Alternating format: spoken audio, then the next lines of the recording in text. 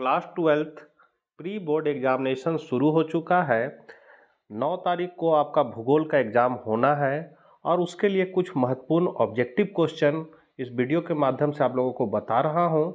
Channel पर पहली बार हैं तो ज़रूर सब्सक्राइब कर ले। यह जो ऑब्जेक्टिव क्वेश्चन जो दिया गया है वो कोडरमा डीसी के द्वारा निकाला गया गेस क्वेश्चन है जो आपके लिए परीक्षा उपयोगी हो सकता है। तो देर न करते हुए आपसे रिक्वेस्ट है कि चैनल पर पहली बार है तो ज़रूर सब्सक्राइब कर ले। तो चलिए हम लोग आज कुछ नया सीखते हैं। थोड़ा सा जल्दी जल्दी बोलेंगे क्योंकि सोमवार को एग्जाम है और क्वेश्चन बहुत ज़्यादा है ऑब्जेक्टिव क्वेश्चन, इसीलिए थोड़ा सा जल्दी जल्दी बताते हैं। तो यहाँ पर पहला क्वेश्चन है, निम्नलिखित में कौन चीनी का दूसरा सबसे बड़ा उत्पादक है? तो यहाँ हो जाएगा उत्तर प्रदेश। भारत द्वारा भेजा गया पहला मानव रहित अंतरिक्ष यान कौन है? आर्यभट्ट। शुष्क कृषि में निम्न में कौन सी फसल नहीं बोई जाती है? गन्ना। बोकारो इस्पात केंद्र किस राज्य में स्थित है? झारखंड। भारत में विश्व की कुल जनसंख्या के कितने प्रतिशत लोग बसते हैं? तो यहाँ हो जाएगा 17%। झरिया कोयला क्षेत्र किस राज्य में स्थित है? झारखंड। तेलंगाना राज्य की राजधानी है हैदराबाद। 2011 जनगणना के अनुसार किस राज्य का जनघनत्व सबसे अधिक है? बिहार। सुंदरवन किस राज्य में स्थित है? पश्चिम बंगाल। जमशेदपुर किस प्रकार का नगर है? औद्योगिक। हरित क्रांति संबंधित है तो खाद्यान्न उत्पादन से। कौन सा राज्य चीन की सीमा पर स्थित है? अरुणाचल प्रदेश। केंद्र सरकार द्वारा चलाई गई हरियाली प्रोजेक्ट संबंधित है तो वन संरक्षण और जल संरक्षण दोनों से है, इसलिए सी ऑप्शन है। एनलोर पतन किस राज्य में स्थित है? तमिलनाडु। अम्लीय वर्षा का कारण कौन है? तो वायु प्रदूषण। निम्नलिखित में से कौन पेय फसल है? तो चाय और कॉफी दोनों है, आपका ऑप्शन हो जाएगा सी, ए और बी दोनों। 17 है, भारत में पूर्ण जनगणना पहली बार कब हुई थी? 1881।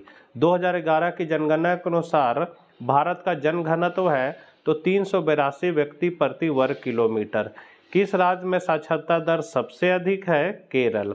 उत्तर अटलांटिक मार्ग जोड़ता है तो उत्तर अमेरिका को यूरोप से। भारत में नगरीय आबादी है 31%। संभववाद अवधारणा के किस घटक को महत्वपूर्ण माना गया है? तो मानवीय घटक। वाल्मीकि नगर टाइगर्स रिजर्व कहाँ स्थित है? बिहार में।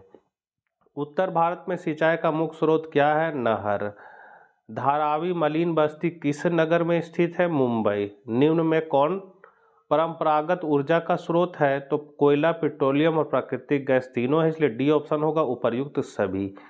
बीटल नामक कीड़ा किस फसल के बागान में लगता है? तो कहवा। भारत का जावा किस क्षेत्र को कहा जाता है? गोरखपुर। संसार के अधिकांश महान पतन किस प्रकार वर्गीकृत किए गए हैं? तो नौसेना पतन। निम्नलिखित महाद्वीपों में से किस एक से विश्व व्यापार का सर्वाधिक प्रवाह होता है? यूरोप। दक्षिण अमेरिकी राष्ट्रों में कौन ओपेक का सदस्य है? तो वेनेजुएला। निम्न व्यापार समूहों में से भारत किसका एक सह सदस्य है? तो साप्टा का। कोलंबिया और ब्राजील में किस फसल का उत्पादन सबसे अधिक होता है? कहवा। संयुक्त राज्य अमेरिका में निम्नलिखित फसलों में से किस फसल का उत्पादन सबसे अधिक होता है? मक्का। दो देशों के बीच वस्तुओं और सेवाओं के आदान प्रदान को क्या कहते हैं? अंतर्राष्ट्रीय व्यापार।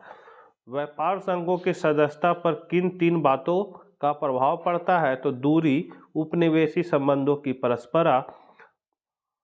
परंपरा और भू राजनीतिक सहयोग। अंतर्राष्ट्रीय व्यापार कितने प्रकार का होता है? तो 2। आयात एवं निर्यात के बीच मूल्यों के अंतर को क्या कहते हैं? व्यापार संतुलन। पेट्रोलियम निर्यातक देशों के संगठन ओपेक का गठन कब हुआ? निम्नलिखित में से कितने देश इसके सदस्य हैं? तो 1960 में गठन हुआ था, 13 सदस्य। 1996 में कुल विश्व निर्यात का कितना प्रतिशत भाग सेवाओं का था? तो 25%। निम्नलिखित में से किस राज्य में प्रमुख तेल क्षेत्र स्थित है? असम। समुद्र तट से दूर स्थल खंड के पतन को क्या कहते हैं? आंतरिक पतन। चाय उत्पादन के लिए कितने तापमान की आवश्यकता होती है? तो 25 डिग्री सेल्सियस से 30 डिग्री सेल्सियस। निम्नलिखित में कौन सा खनिज भूरा हीरा के नाम से जाना जाता है? तो मैग्नीज। निम्नलिखित में कौन सा ऊर्जा का अनवीकरणीय स्रोत है? ताप। किस धातु का प्रयोग बिजली की तारें आदि बनाने में किया जाता है? तो यहाँ होगा तांबा। उड़ीसा के मयूरभंज क्योंझर तथा बोनाई क्षेत्रों में कौन सी धातु मिलती है? लोहा। भारत में सबसे पहले कोयले की खुदाई कब प्रारंभ हुई? तो 1814 में। एल्युमिनियम बनाने के लिए कच्चे माल के रूप में किस खनिज अयस्क का उपयोग किया जाता है? तो बॉक्साइट। भारत में मैग्नीज का उत्पादन कितना है? 18 लाख टन। मुंबई हाई क्षेत्र जहां तेल मिलता है अरब सागर में बंदरगाह पर कितनी दूरी पर है? तो 150 किलोमीटर। निम्न में कौन सी रोपण फसल नहीं है? गेहूं। निम्न देशों में से किस देश में सहकारी कृषि का सफल परीक्षण किया गया? रूस। फूलों की कृषि कहलाती है तो पुष्पोत्पादन। निम्न में से कौन सी कृषि के प्रकार का विकास यूरोपीय औपनिवेशिक समूहों द्वारा किया गया है? रोपण कृषि। निम्न प्रदेशों में से किसमें विस्तृत वाणिज्य अनाज की कृषि नहीं की जाती है? तो अमेजन बेसिन। निम्न में से किस प्रकार की कृषि में खट्टे रसदार फलों की कृषि की जाती है? भूमध्य सागरीय कृषि। निम्न कृषि के प्रकारों में कौन सा प्रकार कर्तन दहन कृषि का प्रकार है? तो आदिकालीन निर्वाह कृषि। निम्न में से कौन सी एकल कृषि नहीं है? तो डेयरी कृषि। लिग्नाइट या भूरे कोयले में कार्बन का अंश कितने प्रतिशत होता है? तो 45 से 70%। एंथ्रासाइट कोयले में कार्बन की मात्रा कितनी प्रतिशत होती है? 90% से अधिक। खनिज तेल का सबसे बड़ा उत्पादक देश कौन है? सऊदी अरब। विश्व के सबसे बड़े लौह भंडार कहाँ है? रूस में। प्राथमिक क्रियाकलाप है तो कृषि। मानव का प्राचीनतम कार्यकलाप था आखेट एवं संग्रहण। अब तक खनिजों की खोज हो चुकी है लगभग 2000। जलवासी पशु चारण के कितने स्पष्ट क्षेत्र हैं? 7। एशिया की सबसे बड़ी मलिन बस्ती कौन सी है? धारावी। लगभग कितने करोड़ लोग आज नगरों में असुरक्षित जीवन जी रहे हैं? तो 60 करोड़। नगर की परिभाषा के अंतर्गत भारत में बस्तियों की जनसंख्या कितनी होनी चाहिए? 5000 से ऊपर। भारत में कितनी जनसंख्या वाली बस्ती को ग्रामीण बस्ती कहते हैं? तो 5000 से कम। बस्तियों को कितने प्रकारों में बांटते हैं? 2। जापान में कितनी जनसंख्या वाली बस्ती को ग्रामीण बस्ती कहते हैं? तो 30,000। 2006 की सूची के अनुसार टोक्यो की जनसंख्या है 3 करोड़ 42 लाख। विश्व स्तर पर सेवाओं का निम्नलिखित में से कितना प्रतिशत योगदान है? तो 20%। 20वीं शताब्दी में विश्व की जनसंख्या बढ़ी है 4 गुना। पार महाद्वीपीय स्टुअर्ट महामार्ग किनके मध्य से गुजरता है? तो डार्विन और मेलबोर्न। पशुधन की कृषि कहलाती है मिश्रित कृषि। निम्नलिखित में कौन सा एक तृतीय क्रियाकलाप है? तो व्यापार। निम्न में कौन सी रोपण फसल नहीं है? कपास। मानव विकास की अवधारणा निम्नलिखित में किस विद्वान के देन है? तो मानव विकास की जो अवधारणा है वो है डॉक्टर महबूब उल हक। रुको और जाओ निश्चयवाद संकल्पना किसकी देन है? तो टेलर। डिगबोई किस राज्य में स्थित है? असम। इनमें से कौन परियोजना बाढ़ नियंत्रण के उद्देश्य से शुरू की गई थी? कोसी। निम्नलिखित में कौन कारक उद्योगों की अवस्थिति को प्रभावित नहीं करता है? उर्वरक भूमि। अर्जुन किस फसल की उन्नत किस्म है? चावल। इनमें से कौन औद्योगिक नगर नहीं है? तो दुर्गापुर। खट्टे रसदार फलों की खेती के लिए प्रसिद्ध है सहकारी कृषि। उच्च मानव विकास का सूचकांक कितना होता है? तो 1.5 तक। भौगोलिक पर्यावरण एवं मानवीय गतिविधियों के पारस्परिक संबंधों का अध्ययन ही मानव भूगोल डैश डैश है। यह परिभाषा किससे संबंधित है? तो रीटर। भारतीय रेल को कितने क्षेत्रों में विभाजित किया गया है? 16। डिगबोई जो आसाम में है प्रसिद्ध है तो खनिज तेल के लिए। मैनचेस्टर प्रसिद्ध है सूती वस्त्र उद्योग के लिए। निम्नलिखित में कौन सा लौह अयस्क नहीं है? तो लिग्नाइट। फिर है निम्नलिखित में खनिज तेल का सबसे बड़ा उत्पादक देश कौन है? सऊदी अरब। निम्नलिखित में कौन सा मानव का प्राचीन क्रियाकलाप था? तो आखेट एवं संग्रहण। निम्नलिखित में से किस देश में न्यूनतम जन्म दर पाई जाती है? फ्रांस। विश्व में सर्वाधिक जनसंख्या केंद्रित है तो मैदानी प्रदेशों में। कौन सा आधुनिक मानव भूगोल के पिता के रूप में जाने जाते हैं? तो फ्रेडरिक रेटजेल। मुंबई में सबसे पहला आधुनिक सूती वस्त्र उद्योग स्थापित किया गया। क्योंकि उपयुक्त सभी हो जाएगा। मतलब मुंबई एक पतन है या कपास उत्पादक क्षेत्र के निकट है। मुंबई एक वित्तीय केंद्र है। उपयुक्त सभी हो जाएगा इसका आंसर। निम्नलिखित में कौन सा ऊर्जा का अनवीकरणीय स्रोत है? तो कोयला। शुष्क भूमि में निम्नलिखित में कौन सी फसल नहीं बोई जाती है? गन्ना। कौन सा देश रेल मार्ग नेटवर्क का सबसे अधिक घनत्व रखता है? तो संयुक्त राज्य अमेरिका।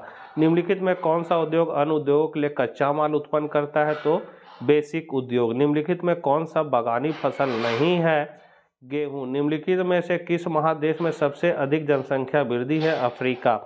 दक्षिण पूर्वी एशिया में जनसंख्या केंद्रित है नदी घाटी के उच्च भागों में। विश्व में सबसे अधिक नगरीकृत देश है ग्रेट ब्रिटेन। मानव विकास सूचकांक का मापक निम्न में कौन सा है? तो स्वास्थ्य, शिक्षा, संसाधनों तक पहुंच और उपयुक्त सभी। भारत में कौन सा राज्य प्रवासियों को आकर्षित करता है? तो महाराष्ट्र। ऊर्जा के वैकल्पिक स्रोत निम्न में कौन सा है? तो उपर्युक्त सभी। अनानास किस प्रकार की कृषि की उपज है? तो भूमध्य सागरीय कृषि। ग्रामीण बस्तियों में किस कार्य की प्रधानता पाई जाती है? कृषि। जननांगी संक्रमण की खाली स्थान अवस्थाएं होती है? तो 3 अवस्थाएं। ट्रक फार्मिंग के लिए खाली स्थान विश्व प्रसिद्ध है? तो फ्लोरिडा के लिए। ब्राजील में कॉफी बागान को खाली स्थान कहा जाता है? तो फेजेंडा। 1992 से 97 तक भारत में खाली स्थान पंचवर्षीय योजना का कार्यकाल था 8वीं। ध्वनि की तीव्रता खाली स्थान में मापी जाती है? तो डेसिबल। निम्नलिखित में कौन असत्य कथन है? तो चीकल जेपोटा वृक्ष के दूध से नहीं बनता। निम्न में कौन सत्य कथन है? तो बिंग इंच पाइपलाइन द्वारा पेट्रोलियम का परिवहन किया जाता है। निम्न में कौन सत्य कथन है? तो जननांगी संक्रमण की दूसरी अवस्था में जनसंख्या वृद्धि उच्च होती है। निम्न में कौन असत्य कथन है? तो पश्चिमी देशों के नगरीय क्षेत्रों में स्त्रियों की अपेक्षा पुरुषों की संख्या अधिक है। किस खनिज को तरल सोना कहा जाता है? पेट्रोलियम को। विश्व में नगरीय जनसंख्या का प्रतिशत है 48। भारतीय रेल प्रतिदिन कितने यात्रियों को उसके नियत स्थानों तक पहुंचाती है?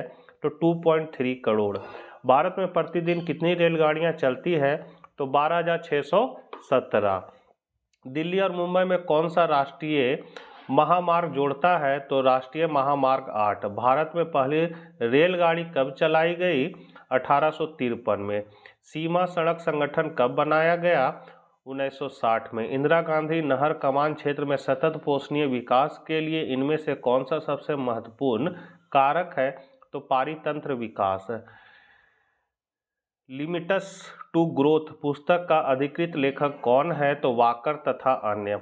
कौन सी पंचवर्षीय योजना स्पष्ट रूप से विकास विचारधारा पर बल देती है? तो चौथी। किस वर्ष में कृषि जलवायु नियोजन को आरंभ किया गया है? तो 1988।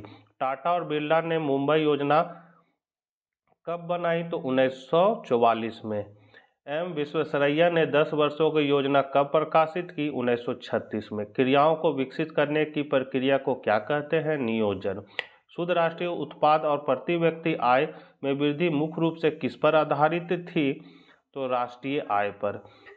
किस पंचवर्षीय योजना में भारत में समाजवादी समाज की स्थापना का प्रतिरूप प्रस्तुत किया गया? तो द्वितीय पंचवर्षीय योजना। उन क्षेत्रों में कौन सा विकास कार्यक्रम शुरू किया गया है जहां 50% से अधिक जनजाति के लोग रहते हैं? तो जनजातीय विकास कार्यक्रम। रोजगारों की संख्या 2000 में कितनी हो गई है? तो 37.9 करोड़। गहन कृषि विकास कार्यक्रम किस पंचवर्षीय योजना में शुरू किया गया है? तीसरी पंचवर्षीय योजना। बच्चों अब वीडियो बहुत लंबा हो जा रहा है। नेक्स्ट पार्ट में हम लोग फिर पार्ट 6 से आगे ऑब्जेक्टिव प्रश्नों को देखेंगे। तो मिलते हैं नेक्स्ट वीडियो साथ, तब तक आज्ञा दीजिए। जय हिंद, जय भारत।